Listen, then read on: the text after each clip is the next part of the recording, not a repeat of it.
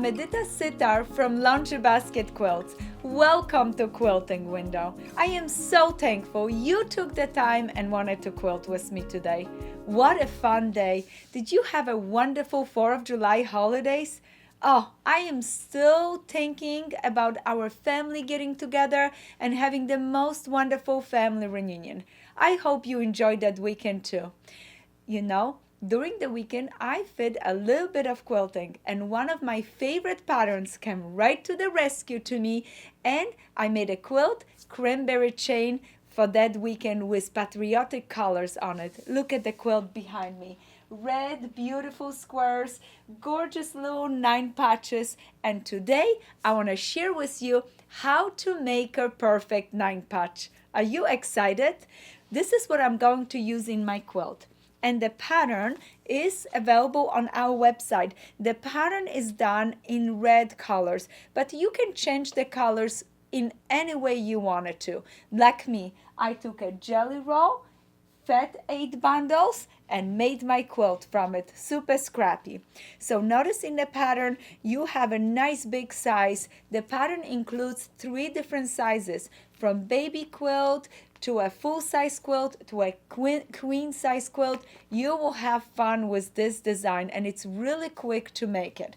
But back into our simple 9 patch, I used a jelly roll from our Perfect Union collection. Look at this beautiful jelly roll. It has 2.5-inch strips, and it was perfect for me to cut it and enjoy it. It was so fast.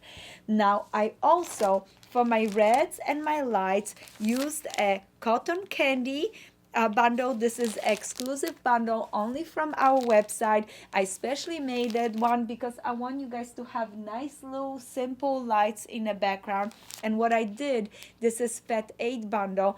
I cut a strip for 6.5 inches for my big squares, and I cut them first.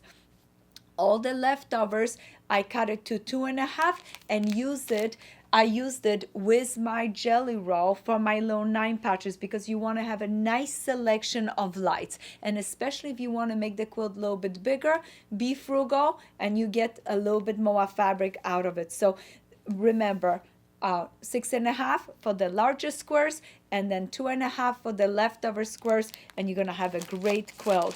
Then for my red accent, I opened this lovely bundle from Sweet 16. We only have few of them available on our website left, so please visit. If they're no longer available, we have a little sweetheart coming in. It will work just as well for this quilt. So this one was my reds, and also some of the lights I used it as well in the quilt. But today, how to make a simple 9 patch. Like I said, in the pattern you have multiple directions for different sizes. You're gonna choose the one that you want to work with, and you're gonna start by cutting your red and light squares first. You're gonna put them to the side. Then you're gonna grab your jelly roll, and from your jelly roll you're gonna open it up. And you know, jelly roll, the strips are the width of fabric 41 to 42 inches. You're gonna cut each strip in half. I did this because it was easier for me to handle the strips, so it was easier to work with it. You're gonna select your light, and you're gonna select your dark blue strips, medium blue, any blue you want. And notice I have a beautiful variety of them. You're gonna start by taking 2 dark strips and 1 light strips, placing them right sides together just like this. Match it up on one side, sew it using 1/4-inch seam allowance. And I want to show you just a little trick. Notice that jelly rolls have like a zigzag edge to it. The pieces that I cut have a nice straight edge, so I know they're exactly 2.5. I always place my light on my dark, and I follow the edge of my light because I know I cut it exactly. So that allows me to be a little bit more accurate.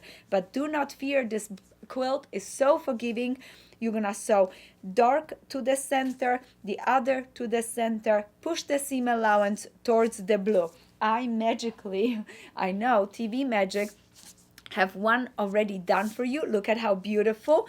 flip it open. Now look at the seams. I push towards the dark. Next, you're gonna place it on your cutting board. You're gonna get a wonderful Creative Grits ruler, your rotary, and if you're thinking about getting a ruler, the 4.5 by 12.5, my favorite. I use it all the time.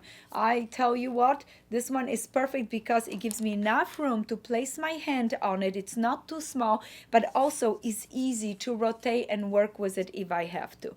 I started by trimming that edge. I already have done that. Now the next thing what I am doing is I'm gonna place my ruler. I'm going to find 2.5 inches, and notice this ruler has a 1/2 inch right here, so I like to use that edge because it gives me nice straight line, and it says 2.5, and I'm gonna go ahead match, but I'm also matching a line right here in the center right there to make sure it's right over the seam, so that way I know that I'm not accidentally cutting my units crooked. And I'm gonna go ahead and cut some units. Oh, this is working really nice. Don't you love it? And you know why it's working so nice? Because I just changed my blade.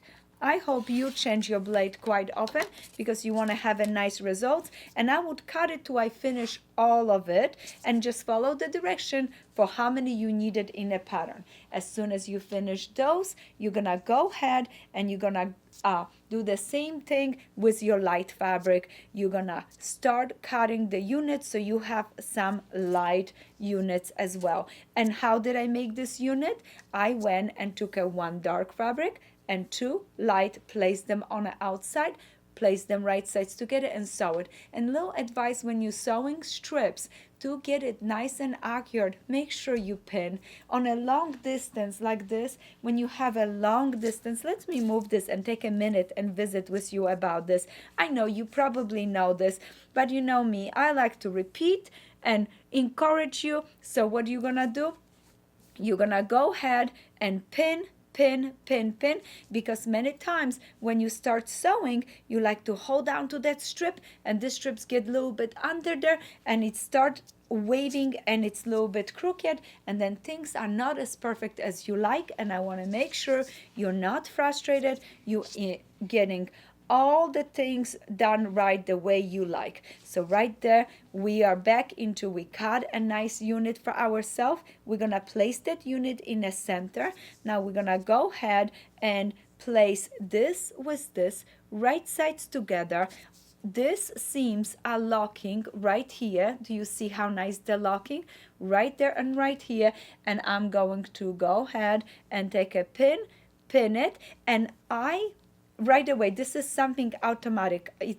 I don't know how did I start it. I can't explain it, but I push it with my finger. I can feel it nest, and I'm gonna go ahead and pin it right below my seam. Okay, right below. Why do I do this? Because as I come to it, I want that seam to stitch, and I want to pull my pin and keep stitching. So if I put it on the seam, I'm fighting the thread and all the pushing the seam allowance. So pinning right below encourage me and ensure that I'm gonna have a perfect transition. I'm gonna do the same thing on this side, and as you are coming to the seam, make sure that that seam allowance doesn't turn it over. I pin it really nice. This is wonderful. I'm gonna start stitching straight down, flip it open, do the same thing on this side, put the pieces together, sew it, flip it open, and I know you are excited because I have your block ready, set, go. Isn't that wonderful? And now all that you have to do, grab your 6.5 by 6.5 Creative Grits ruler, place it right over, and square your block up to a perfect square right there. And all that we have to do right now, look at how beautiful. Just grab your Creative Grits 6.5 by 6.5 inch ruler. You place it right over. Do you see what I'm doing? This is amazing. And I love paying attention to this line. Look at it. It's going right through my points. This is going to be a good 9 patch. And I'm going to trim and trim. And I wish I would have used my low rotating board. My favorite. And since I didn't, I'm just gonna rotate my block and go ahead and again place my ruler just like this. Oh, it is beautiful. Are you excited about making those 9 patches?